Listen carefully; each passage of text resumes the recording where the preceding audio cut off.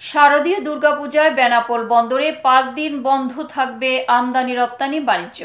বেনাপোল প্রতিনিধি মোহাম্মদ রায়হান হোসেনের রিপোর্টে বিস্তারিত।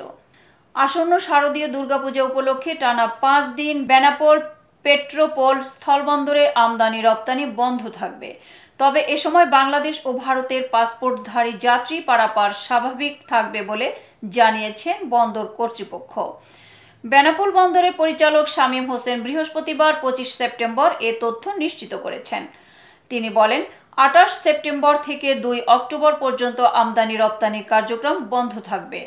তবে 4 অক্টোবর সকাল থেকে যথারীতি পুনরায় আমদানি ও রপ্তানি বাণিজ্য যথানিয়মে শুরু হবে।